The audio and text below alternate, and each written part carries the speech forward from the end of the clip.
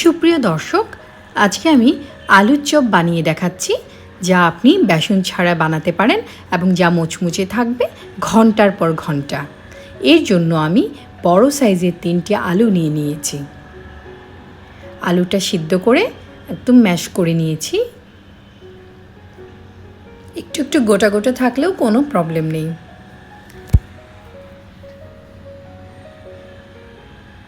ভালো করে আলুটা চটকে নিয়েছি।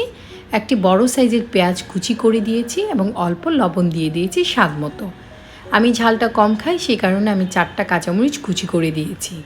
পেঁয়াজটাও আপনারা স্বাদ মতো বাড়িয়ে কমিয়ে নিতে পারেন, যেমন করে ঝালটাও নিতে পারেন। আবারও আমি ভালো করে মাখিয়ে নিচ্ছি। আমি এখানে অল্প ধনেপাতা ব্যবহার করেছি, স্বাদ মতো বাড়িয়ে কমিয়ে নিতে পারেন, এবং গরম মশলা পাউডার 1 চা চামচ দিয়ে দিয়েছি।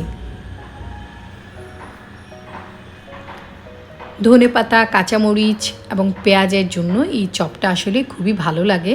আর গরম মশলা পাউডার দেওয়াতে একটা ভিন্ন একটা স্বাদ আসে, যেটা খুবই ভালো লাগে। আমি চপগুলো বড় করে বানাবো, সেজন্য অনেকটাই আলু ভর্তা নিয়ে আমি হাতের মধ্যে গোল করে একটু চ্যাপ্টা করে নিয়েছি। আমি আজকে এই শেপে বানাবো। প্রথমে আমি এইভাবে সবগুলো বানিয়ে নিয়েছি। বাসায় তৈরি এই আলুর চপটা খেতে খুবই ভালো লাগে, সে কারণে আমি ছোট সাইজের কখনোই বানাই না, বড় সাইজেরই বানাই।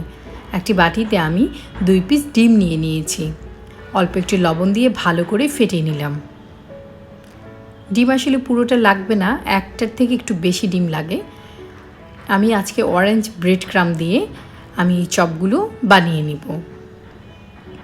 এতে দেখতে যেমন সুন্দর লাগবে, খেতেও ভীষণ ভালো লাগবে।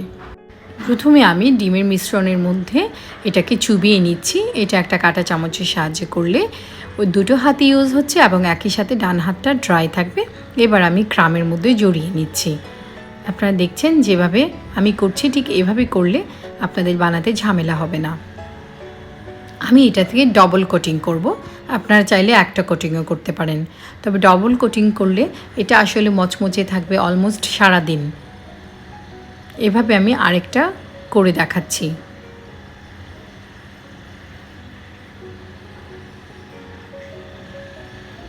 এভাবে খুব সহজে আপনি চপ বানিয়ে নিতে পারেন।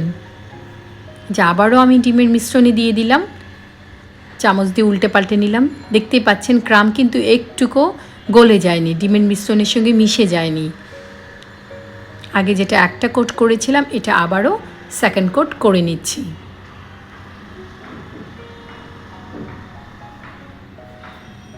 আবারও আমি ক্রাম দিয়ে জড়িয়ে নিচ্ছি।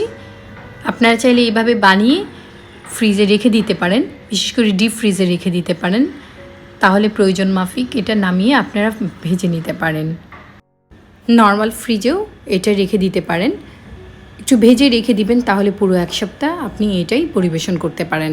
খাওয়ার আগে জাস্ট গরম করে নিলে হবে, এতে করে সময়ও বেঁচে যাবে। এবং আশা করি আজকে এই আলুর চপ আপনাদের সবারই খুব পছন্দ হবে। আমি এটা কিছুক্ষণ ফ্রিজে রেখে দিয়েছিলাম, নর্মাল ফ্রিজে। এবার আমি ফ্রাই করে নিচ্ছি। মাঝারি আছে আমি চুলায় ফ্রাই করে নিচ্ছি।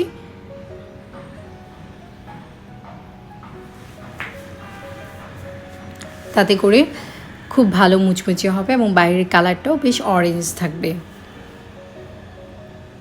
একটু নেড়ে চেড়ে দিচ্ছি।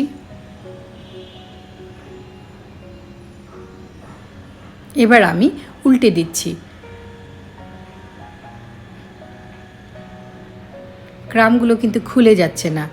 আমি কিছুক্ষণ নর্মাল ফ্রিজে রেখে দেওয়ার কারণে এটা খুব ভালো সেট হয়ে গিয়েছিল এবং এতে মুচমুচে ভাবটা আরও বেশিক্ষণ স্থায়ী থাকবে।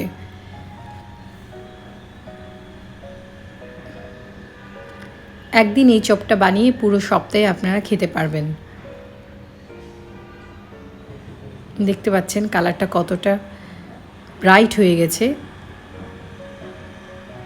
আমি এভাবে 2বার উল্টে দিয়েছিলাম, খুব সুন্দর হয়েছে। এবং বুঝতে পারছেন যে এটা আসলে কতটা টেস্টে যেমন পারফেক্ট হয়েছে, লুকে কতটা সুন্দর হয়েছে। এভাবে আমি বাকিগুলোও দিয়ে দিচ্ছি। এগুলো ছোট আকৃতি করে বানালে আপনি দ্বিগুণ বানাতে পারতেন। আমার আসলে চপটা বড়টাই ভালো লাগে।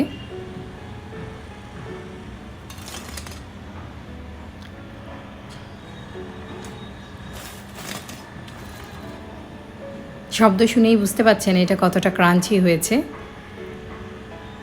আশা করি আমার আজকের রেসিপিটি আপনাদের ভালো লাগবে। আমার আজকের রেসিপি যদি আপনাদের ভালো লাগে, আপনাদের উপকারে আসে, আমার চ্যানেলটা সাবস্ক্রাইব করবেন আশা করি। লাইক, শেয়ার এবং কমেন্ট করে আপনাদের মূল্যবান মতামত আমাকে জানাবেন।